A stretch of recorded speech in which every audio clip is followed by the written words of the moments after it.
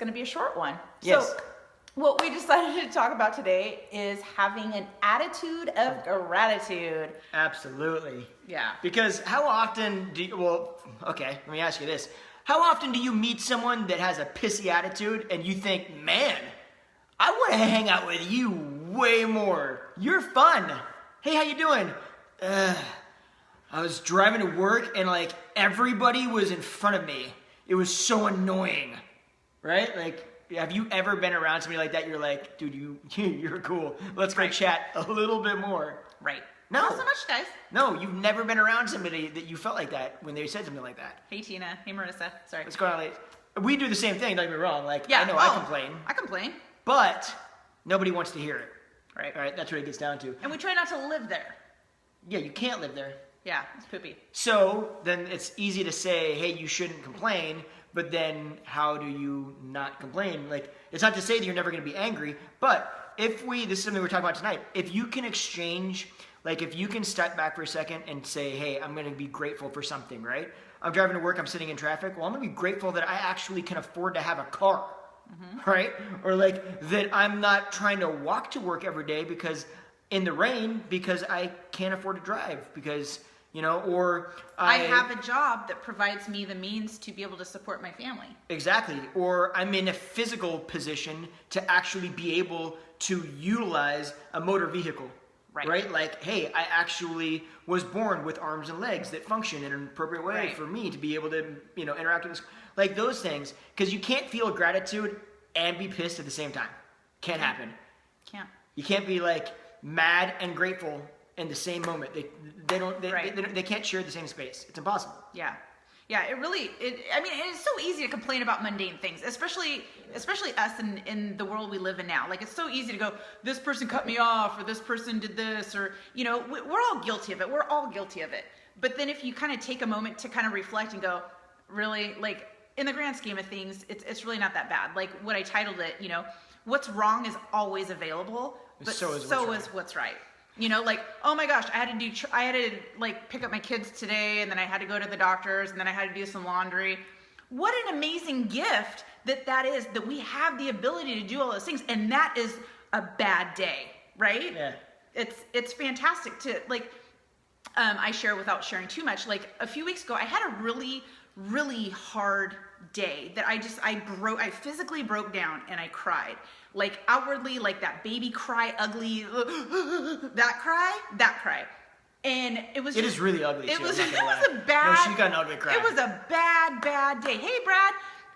It was a bad day. But you know what? I picked up my son and I composed myself enough. I picked him up from soccer practice, composed myself enough to pick him up.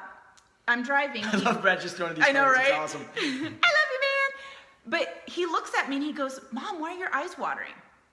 And I broke down again. And he just looks at me, puts his hand, and he's like, Mom, it's gonna be okay. It's gonna be okay. We get home. He gets in the house before me. A few minutes later come in, and I open the door, and his arms are outreached to just give me a hug and let me know that it's gonna be okay. So yeah, I was having a shitty day. I was having a crappy day. I felt like my world was falling apart. But you know what? The blessing was I allowed my son to be compassionate. I allowed him the opportunity to console me. I allowed him to view that, you know what? We all have hard days. We all have hard times. We all break down, and that's okay. I gave him that gift of compassion and empathy, and he gave me the gift of showing love. And so, like, even though I was having the poopiest day in the world, that was the blessing that came out of that ugly situation. If she had a mic right now, she'd drop it. I would. Like that. And yeah. you'd hear I'd be like Lady Gaga, I'd throw it. Well, okay, calm down. Let's not get over. But no, truly. It's absolutely true, guys. And I know for some of us, it sounds fluffy, right? It's like, well, yeah, it's easy to say, but, you know, it's like, I'm pissed off. I don't want to be grateful, right? You don't have to be. That's okay, then don't. Right. But that doesn't change it, though. Like, at the end of the day, just because it sounds fluffy and it makes you just, I don't want to be like that, okay. But just recognize that the probability is high that people probably don't want to be around you then. and your life is going to have a lot more. Well, you know what? People do want to be around you. Actually, I'm lying, because the people that like to hear the complaining are people who also complain. So what you're going to find is what's around you is a lot of other people complaining, which is bringing more and more and more negativity and complaining square back into your life. So what you think about, you bring about, right? And what you project, you bring on yourself, right? Be around the people that you want to be like. If you want to be positive and happy and have a lot, then great. Be around people that are positive, happy, and be a lot. But those people don't want to be around somebody that's super negative about everything, that just chooses to sit in the fact that they had a hard day, or this happened or that happened, and not be able to see any gratitude for the things that are amazing that happen to us every single day.